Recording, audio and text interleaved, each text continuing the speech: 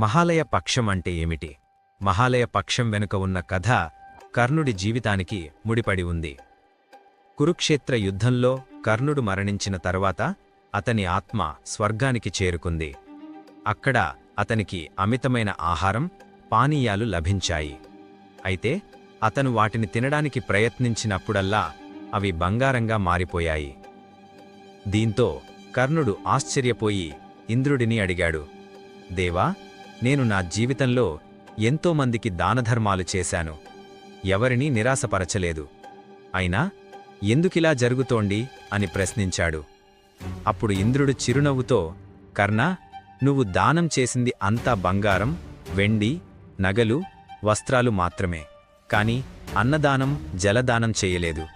నీ పూర్వీకులకు ఎప్పుడూ పిండప్రదానం చేయలేదు, తర్పణాలు ఇవ్వలేదు. అందుకే ఈ పరిస్థితి అని వివరించాడు.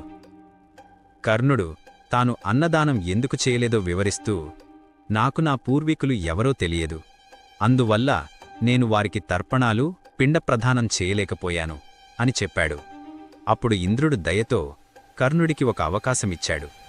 నువ్వు 15 రోజుల పాటు భూలోకానికి వెళ్ళి అక్కడ నీ పూర్వీకులకు అన్నదానం, జలదానం చేసి శ్రాద్ధకర్మలు జరిపిరా అని చెప్పాడు. ఇంద్రుని ఆజ్ఞ మేరకు కర్ణుడు తిరిగి భూలోకానికి వచ్చాడు.